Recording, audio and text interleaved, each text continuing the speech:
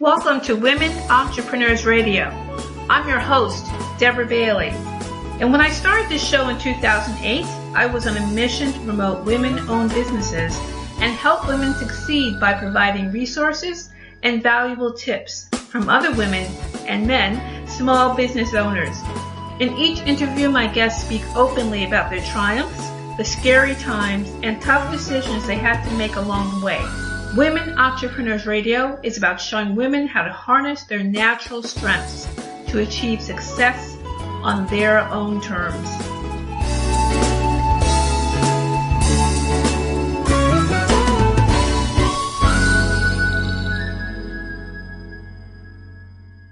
Hi everyone, welcome to Women Entrepreneurs Radio with your host, Deborah Bailey. I'm really glad you could join me today. And if you're listening to this on Podomatic, of course, you know you can go to iTunes as well. And I believe iTunes has kind of changed up their podcast interface for, you know, the new iPhones and whatnot. So you may have to go to like Apple Podcasts or something. But just search for Women Entrepreneurs Radio and you'll find the show and subscribe and, you know, that good stuff. Or you can come to womenentrepreneursecrets.com and see on the menu bar, it says podcasts. And you can click there. You can see all the platforms the show is on. And that's another way to get the links and read a few reviews and that kind of thing. So the old shows were on Blog Talk Radio. If you've been listening for the past 10 years now, you may have remembered that, but they're being moved slowly. Selected shows being moved slowly to Libsyn, and they're going to some other platforms as well. So it's, little by little, we'll be moving them. But in the meantime, you can check out the newer shows on Podomatic and on iTunes. So please make sure you do that. And it'd be great if you could share a review. It just helps with the algorithms that are always running under everything these days. So iTunes has them as well, and the more reviews, the better. Easier for the show to be found. So of course I know you will give it 5 stars as always. So if you could do that, that would be great. And also you can reach out to me at womenentrepreneursecrets.com. And if you have any suggestions for future shows or anything like that, or you want to be on the show, there's information about that on the site. So I hope you'll do that. Okay. So we're going to get started today with my guest. And after a lifetime of working in journalism, Erin Schultz took the plunge into entrepreneurship in August of 2017 to provide her own unique services in PR and writing and editing at erinschultz.com. She's motivated not only by wanting to escape often oppressive and abusive 9-to-5 corporate environments she found herself in throughout her career, but a desire to implement and execute strategies that developed in her mind as a journalist to help promote established business people and up-and-coming entrepreneurs in the most effective and authentic ways possible. And anything is possible in this ever-changing media landscape, something Erin understands and adjusts to very well. She's also a contributor at Thrive Global, and she's looking to share her writing and more outlets once again. So welcome to the show, Erin. Thanks, Deb. Nice to be here. It's been a while since we've spoken. Yes. I know. We touched base last year, and it's only been a few months, but it feels like it's been decades since last year. So, I know. It has been a long, hard road to hoe, I guess, yes. as you say. Yeah, that definitely describes it. So I'm glad that you could finally join me here to share your entrepreneurial journey. So, I usually ask guests about how they got started and what they're doing, so people can listen in who may need some inspiration for what they're going through. And I know as far as getting out of corporate and all that, I've shared with people how I ran screaming myself. So I can certainly understand that. But what really for you was, I really have to go out on my own and I have to do these things that I feel called to do. What was that? What was your story around that? That about sums it up. The running screaming part from corporate company, awful office-y, spacey situations that I you finally come to a point. I'm 41 years old. We'll just get that out of the way right off the bat. You finally come to a point where you've done the whole undergrad thing and then the master's degree throughout your 20s. You're finding yourself there. I did a lot of freelance writing early on. I think I was first published when I was 19 years old. Mm-hmm. And, you see that first article and you get that first $30 paycheck and you're like, this is it. I'm in. I'm a writer. But so I always found myself floating, in between, I call it the minimum wage circus when I was younger, taking jobs to pay the bills, and then always finding myself published in various publications because that's what I do. Mm-hmm. I've always been a good writer and a storyteller. That's mm-hmm. I think important in so many aspects of life and culture and business and anything. And if you can realize that that's your talent and put it out there, that's what I've always done. Mm-hmm. So I started in sort of a freelance manner as far as my writing career is concerned. And then after I got my master's in journalism at Columbia University, and that was 10 years ago, mm-hmm. I had when I turned 30, I had the 3-decade life crisis and had to make the change. I felt like I was kind of floundering between really establishing myself in journalism as a writer. What am I going to do? I'm still kind of tied to these little jobs that I habitually just kept taking to pay the bills, and I was kind of stuck in that mode. Mm-hmm. And I thought, well, I need to make a really big leap. So it was around 2006, 2007, where I really, once you put it in your mind, I'm going to go back to school. It's all about mindset, like a lot of things, right? Mm-hmm. I got all my ducks in a row. I raised the money. I got the loans. Very long story there too. That's a whole nother book of my life. Moved my life from Michigan, where I had lived most of my life, to New York City to get the master's degree at Columbia, thinking that was going to be, the golden ticket.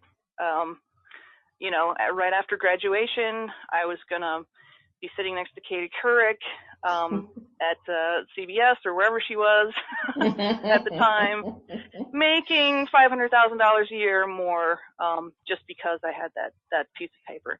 Mm-hmm. Okay, it doesn't work that way, Erin.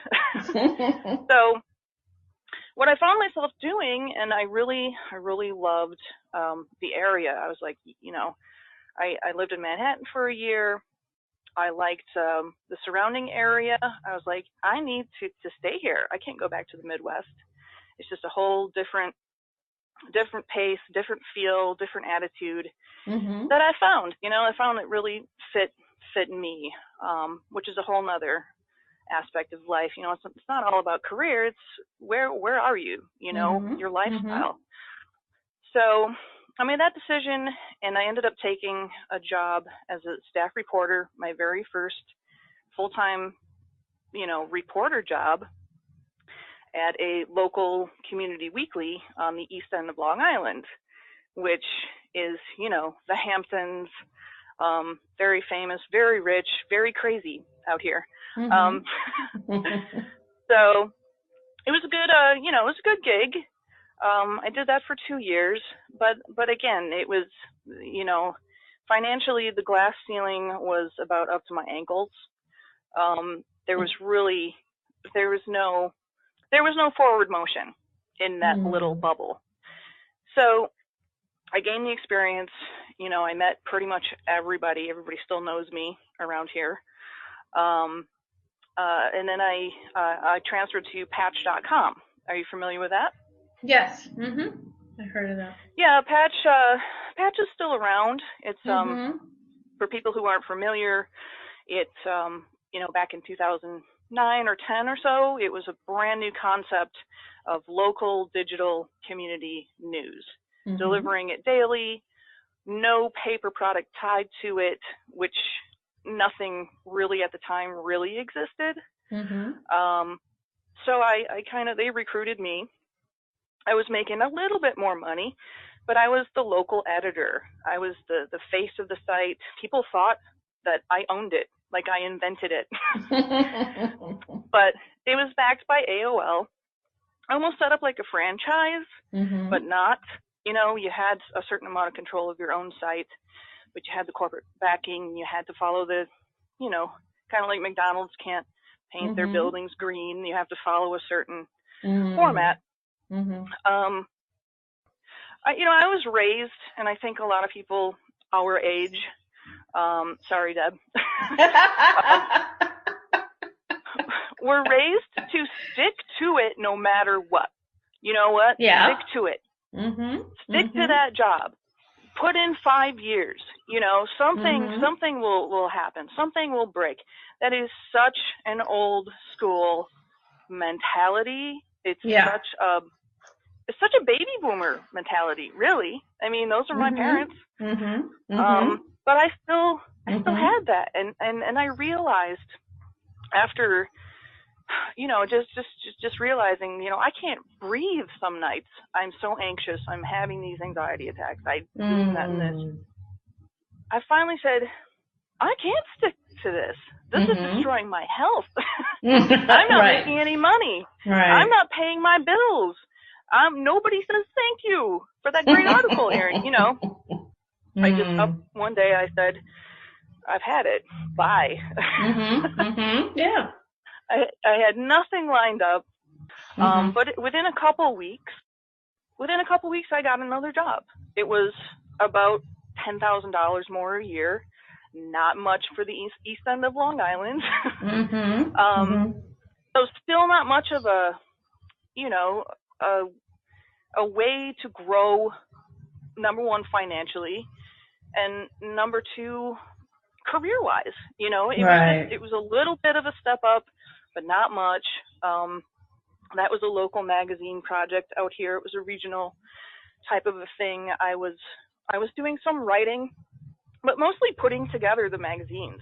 It was called a publication manager job. So, yeah, it was interesting for what it was, but again, not enough money. The hours were ridiculous. Erin still doesn't have much of a life yet. So, that job actually dissolved. Everybody got laid off within the project. So that was my first time getting laid off, which is always fun. Yeah, it comes sooner or later. Right. But that was a really weird time because I could not find another job for about 18 months. So I had established myself in a very small niche that I couldn't get out of. It took me a really, really long time. Ended up moving back home to Michigan for a few months. Was bartending, waitressing for a while. What did I do wrong? I put all the energy into my career, all this money going back to school, best intentions in the world. Once I started thinking and stopped blaming everybody else, I started thinking, what is it that I did wrong? Right. And I had this Eureka moment of, you know what? But I was like, I can't work for other people. Right. Yeah. Sometimes you realize that. Yeah. I need to work for myself. And that was like a very, very weak little whisper at the time. And after all of that, after all the job boards, all the applications, all that time, I got a job through a friend of mine who saw a post on Facebook who said they were looking for an editor at Entrepreneur magazine in New York City. And then I said, okay, cool. That sounds great. Send me his email. He sent me his email. I sent him an email, my resume, some writing samples, And within a couple of days, I basically got the job. Wow, that's terrific. And you see how that worked out.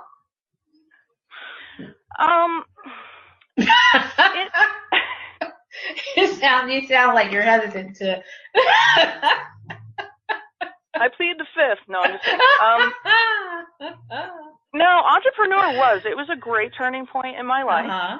Mm-hmm. I had to take the train into the city twice a day, every day, Mm-hmm. Mm-hmm. which I learned is not me either. I am not a train commuter.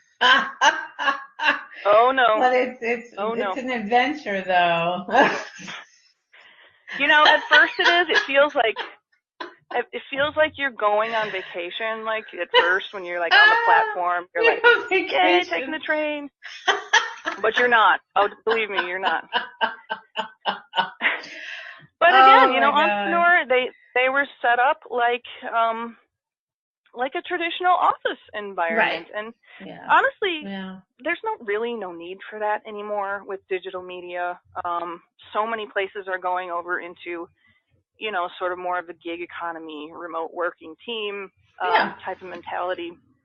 Freelancers, it's so eclipsing that sort of 1980s, downtown Manhattan office space type of a thing. And that's exactly what entrepreneur was and what they still are. And, they are what they are. And I'm totally not dogging what they are. But again, it was that office environment. And I felt so like, oh my gosh, I thought this was the golden ticket. I'm back in Manhattan. This is supposed to be this glamour editing gig. And again, I learned a lot. I got out of local journalism. That did do that for me. I went to corporate and I was never going to go, but then I went. Initially when I was doing what I was doing, it was thinking and doing things, but then that changed over time. As a technology change, everything changes around you and suddenly your job becomes really rote and boring and awful. But here's the money and I'm paying bills and oh my God, I hate this, but what am I going to do about it? How do I get out from under? I've always been the one to think, to just reflect daily and just be like, this is what I'm doing with my life. Right. But everybody, other people may feel that way, but then they may have those obligations that they, are afraid to break free or they don't see a path to break free or whatever because now they may have had those dreams or have them still, but now it's like, I don't know how to get out of this because I don't know a way to get out of this. So I think that's a lot of what happens too, but I think also to bring us back to your journey and everything, I think that a lot of people in the beginning, particularly around with the financial meltdown happened, all that, and that kind of woke a lot of people up who were like, maybe I need to try to do something on my own. And when I was in AT&T, there were a lot of people with side businesses. I mean, it wasn't like they didn't have them. They did. A lot of people who had plans for what they were going to do once they got their money out of the company. And they may have started when they were 18, so they were ready to retire from that place. When they were like in their 40s, 30s, they were like, okay, this is where I'm going. I'm out of here. So some people did understand there was going to be life beyond. Everybody did not. So we're kind of in a disruptive time now where a lot of people are trying to figure out where things heading. Technology is changing everything. Where does that leave me? Where am I going? How, I'm not defined anymore by how we've all been conditioned to be, but now you can kind of make more decisions. So I think that's a thing that for a lot of people also listening who are maybe in these situations right now, who may do their side thing and then feel like, well, eventually I want to get out from under, but I don't know how I'm going to do this. Is to kind of understand that everybody's questioning. I think everybody's questioning. Everybody's trying to figure it out. Everybody's just making the steps they think they can make at this time. I don't know. I honestly don't think everybody's going to sit there and go, I have all the answers. Anybody who does, I would give them the side eye because I don't think you really can have all the answers in an environment where technology is changing things daily. I don't think you can because what you thought was true last year could be totally different now. I don't definitely don't have all the answers, and I still don't have. I am not the the millionaire of the year yet. But I mean, that's fine. That's fine. You don't have to. I'm not a. I think that's great. I'm not up on the Tony Robbins inspirational level yet, but I don't think you have to. I think he's also looking. Okay, where are things now? Where am I at? What's going on? And let me see where things are heading. I don't see that as a negative. I think that is a positive that you kept questioning, kept pushing, kept saying, no, there's got to be something more for me to do. That's I always have to think. Yes, it was oppressive. Yes, there was all that stuff going on, but look what I got out of it. I built some of those relationships with these innovative people who every single day I'd be like, I want to be them. I want to do what they're doing. I want to be the one to write these articles. I want to be the expert. I don't want to be the one cranking out, grammar mistakes or fixing grammar mistakes for 8 hours a day in this office. I saw that, kind of losing everything was kind of a second chance for me. And here we are. It brought me back to New York City. I was at Entrepreneur, but I'd rather make somebody look good. How do you help them look good now that you've discovered this thing that you enjoy? Right. Well, once I decided to part ways with, working for the PR firm, I at the tail end there, I developed my own techniques for a few clients where I was kind of combining I really am combining my journalism skill set and my, media pitching PR kind of drive that I have. Mm-hmm. So one of the first things I do is I write a profile as if I'm the journalist on a new client. And I put that on my LinkedIn Pulse page. Mm-hmm. And I think this is how I met you. Didn't we meet on LinkedIn? Yes, I believe so. Yeah. Yes. I think you might have picked up on one of these things I posted. But I've been really, and since I, since I was at Entrepreneur, I've been really, really, really beefing up my LinkedIn presence, my networking, my marketing. So I think 2 years ago I was around 800 connections. Mm-hmm. Now I'm up to about 3,600. So they're they're mostly media people. Mm-hmm. Or business influencer type people. So once I post that profile piece of a new client, and these clients, I'm always redefining what type of client, what type of person I'm a good fit for, and vice versa. Mm-hmm. I'm kind of getting away from what my old boss was doing, taking these established sort of millionaire type of business consultant people. I like the people who they have a project or some sort of initiative. They don't have a lot of media exposure, but they're media savvy and they know that they need some sort of launching pad.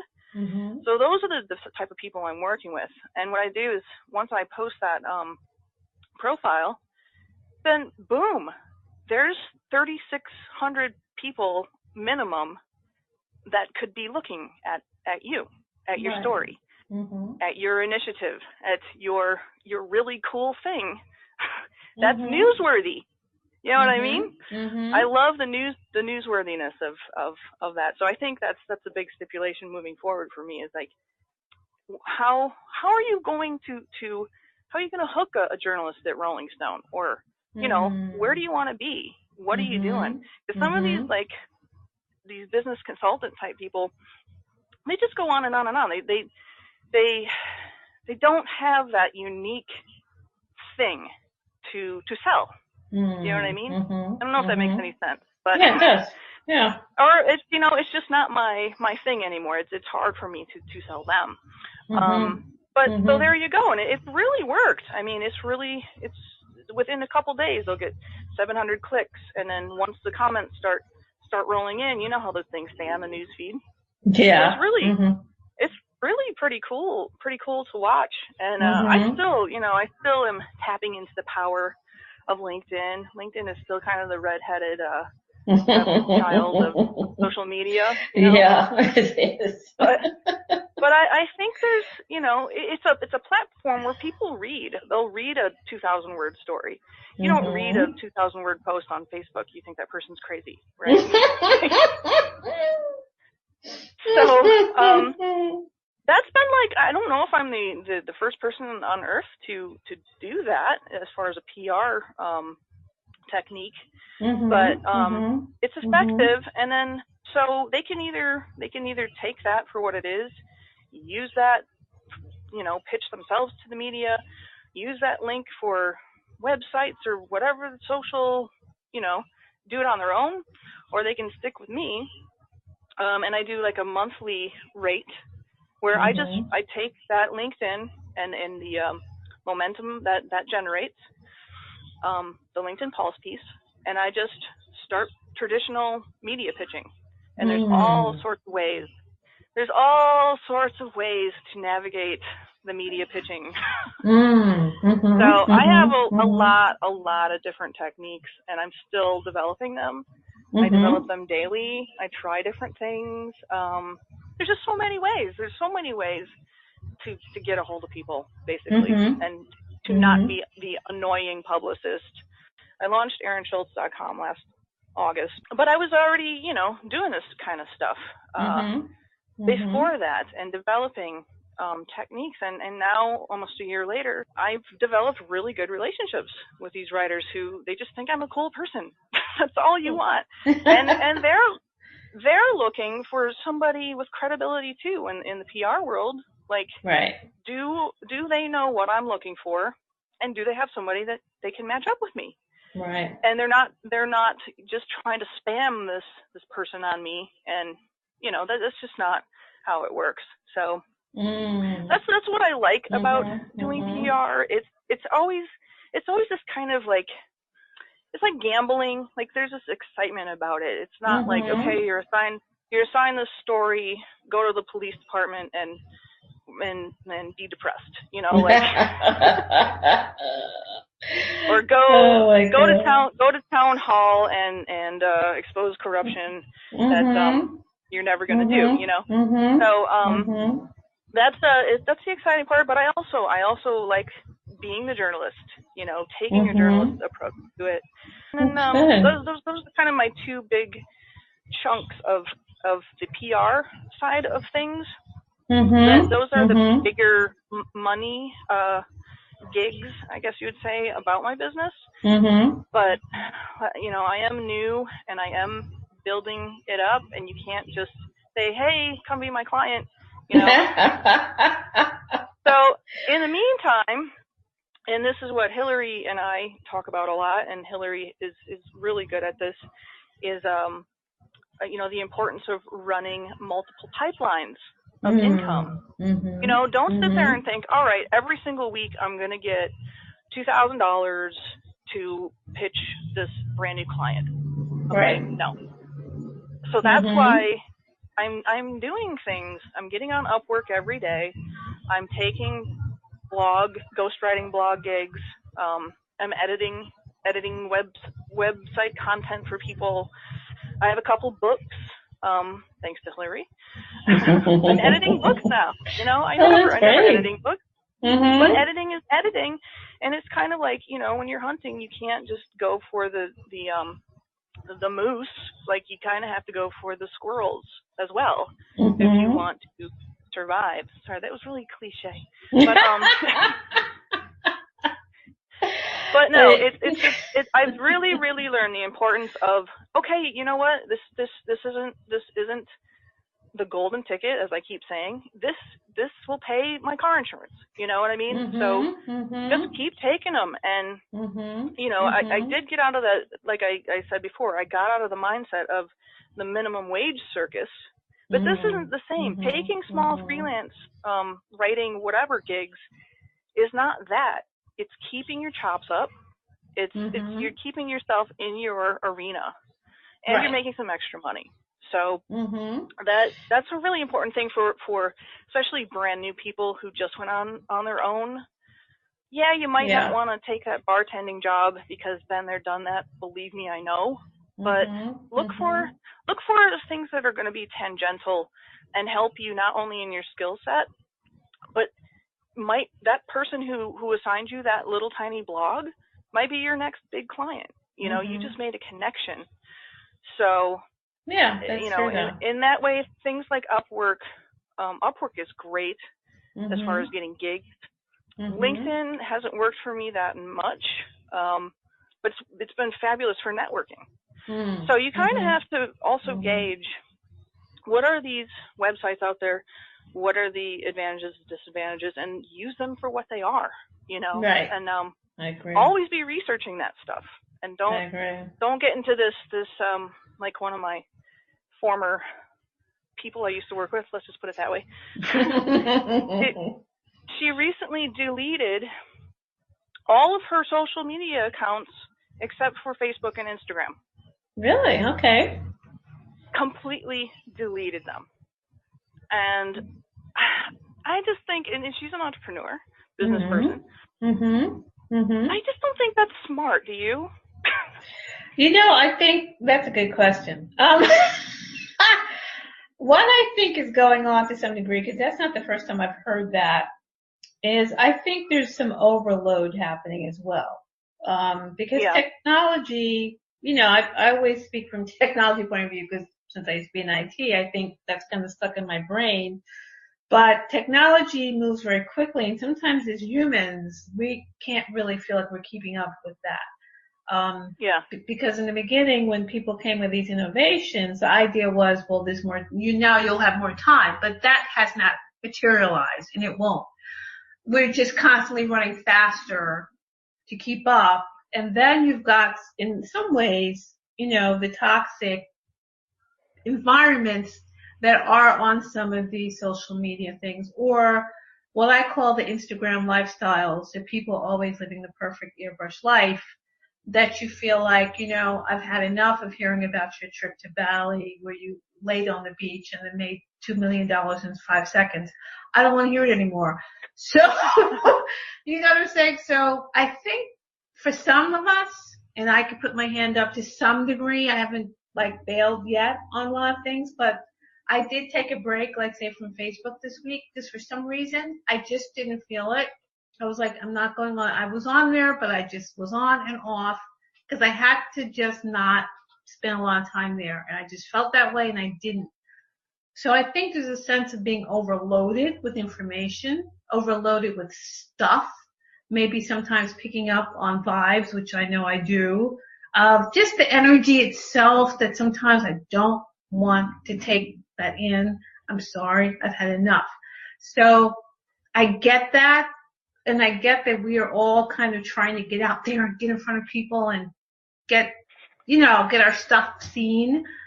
But I think that an approach that maybe some people may look at now is like, okay, I can't be everywhere. It's too much. How can some people are, like I said, just bailing. I'm out. Others are saying, well, maybe I can just be on one or two things. Like you're really working LinkedIn very well and promoting your clients and making connections. And some people haven't even realized they could do that because they're still on these other things that people are telling them, well, you've got to take out, millions of dollars in ads so you can be a billionaire tomorrow. And they're still following that, or someone's over here being Instagram perfect, or someone's over here in Snapchat, it's so much. And I think that people have to pick where they think they need to be, how they feel about it, how it feels good for you to promote what you're doing, and not feel bad about that. I think sometimes you have to do that because it's too much information. You don't feel good about what you're doing anymore. And then as you were saying before, not feeling good about what you're doing can now, I think sometimes push people to go, I don't care, I don't want to be bothered, leave me alone, I'll go back to a job, or I'll just throw this all away because I can't do this. So maybe rather than having to get to that point, it's best to step back and go, okay, maybe I need to take a break from this, or set up a schedule, or maybe hire someone to do it. like hire you to take care of these things because they're like, look, I can't do this anymore. So that's kind of my long-winded answer. It's something that I realize I get because I'm just about like everywhere, but I'm realizing that's kind of dumb because is it really efficient? Maybe I should be narrowing it down to a couple places that I put most of my time in. I could spare myself the stress and just kind of focus in instead of trying to be everywhere. I think there's pros and cons. Depends on how you feel, where you're at, what kind of business you have. That's my No, I totally get it. I mean, I don't understand Snapchat at all. I'm not on it. I don't really use Instagram much anymore. If I post a pretty picture, most of my audience is on Facebook, so I just post it on Facebook. Just to say real quick, when I have done some like intro to these social media things at some local libraries here. And, some people were like, oh, what's this, what's that, and we had some fun because they're just everyday folks. Some were business people, some were just folks who just heard about it and the library's giving a program, so they're going to see what this is about. But one young guy said, well, we're not on Facebook anymore. We're on Snapchat. Because basically Facebook, I guess, is all like his parents' age. So he was like, right. Facebook is done. We're over here now. We're not dealing with that. So I thought that was interesting because to actually hear from someone, I don't know if he would be considered Generation Z or what, but to him that was old. I'm not on there and we don't want to be there. We want to be here. Sure. But then Snapchat, from what I read, is going through its own changes right now. So everything is going through some change. So everybody's trying to sort it out. That's definitely. I guess my point is, as far as building up a business and keeping up with the Joneses, yes, there are certain social media platforms that will work for you for whatever you're doing. But what I'm saying is kind of like LinkedIn versus Upwork. Right. For me, LinkedIn was networking. I started out thinking I'm going to get a bunch of clients, and that just did not happen. I'm getting gigs from Upwork, but it's also a little bit of networking. I'm getting a lot of networking out of LinkedIn and a little bit of work. So it's kind of like that, take each platform and try stuff out. Yeah, and see what works for you. So I agree. You just said the same thing in a different way. No, it's true though. It's all different. It's all different platforms. There's different ways to approach them. And you may use different ones for different reasons. So that's perfectly understandable. But, I can understand the overwhelm or some people are just like, look, I can't take this anymore. I'm going to just run away from it and I'm done. So I could see that, but I do understand that, particularly in your business and trying to get out there and get your clients out there, you can take a different approach in how to do this without rejecting everything. But if you could just share with everyone where people can find out more about you and your services. Yes, it's ErinSchultz.com, ErinSchultz.com. Perfect. I could say absolutely. As an author, putting my books out here, there's a lot of people who write who they're scared to have a website, even a website. They're like, well, I don't know if I want to do that, or they're not sure how to promote themselves and they're not sure what to do, or they feel like they hang back because they don't feel like they should promote themselves because they feel uncomfortable.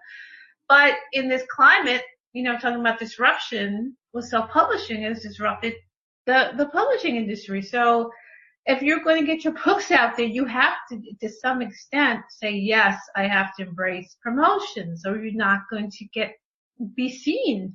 So there's a contradiction with people who may not feel comfortable, right?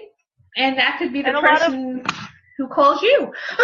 That's exactly who calls me, and that's exactly who I'm looking for. Right. A lot of people don't think their project is ready enough either, or they don't have their LinkedIn, Snapchat, Instagram, Facebook page, in conjunction with the project up yet. But you know what? If you call, you're out. You're a solopreneur. You're out there on your own.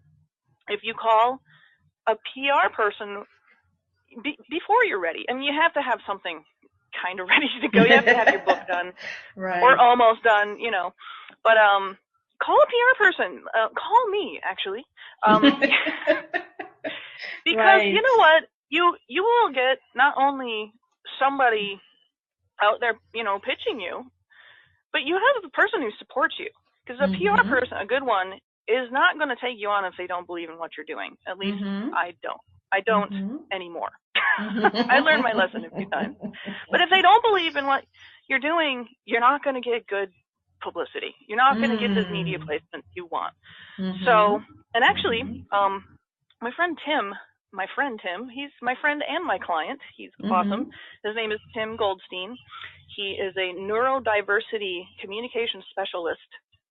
So he consults companies on people who are working there that have autism, who are on the autism spectrum. A lot of tech companies have them, and there's kind of this great divide between neurotypicals and the neurodiverse. So anyway, he's been my longest term client, but we've been kind of going back and forth of because I want to do some video stuff on YouTube eventually to interview my clients and kind of do more with the whole package. So he told me this. He goes, most solopreneurs struggle with 4 things: credibility, knowledge, visibility, and self-doubt.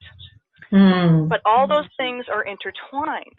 Because they have no credibility in the market, they doubt themselves. Lacking knowledge of branding, positioning, marketing, and PR, they can't get visibility.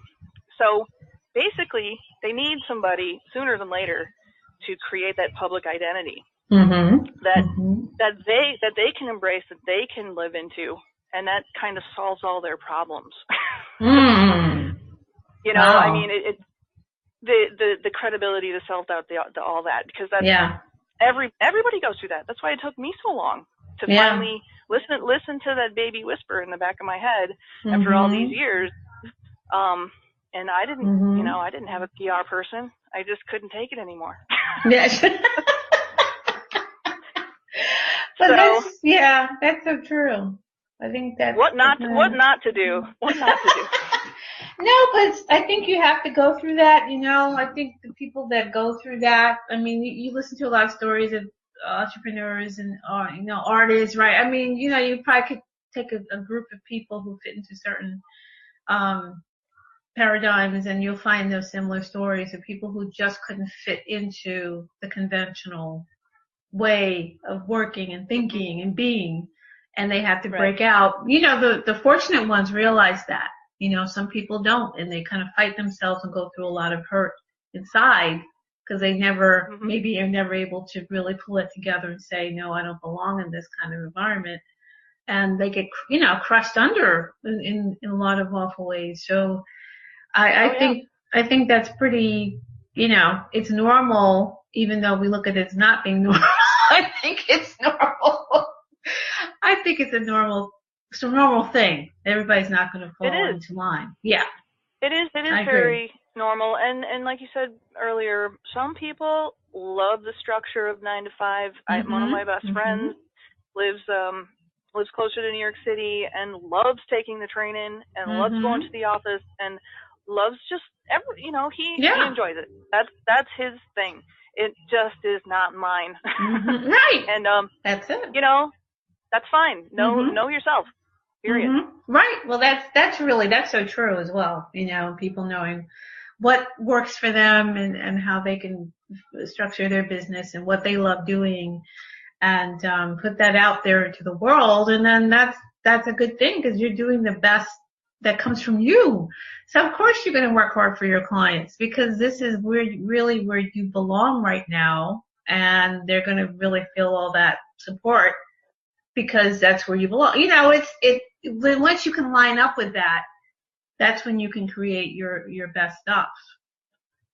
Yes. It's getting there. It is getting there, and people People really do pick up those vibes, even from something like a cold LinkedIn message when you want to connect with somebody. Mm-hmm. I think you picked up that vibe because you responded to me.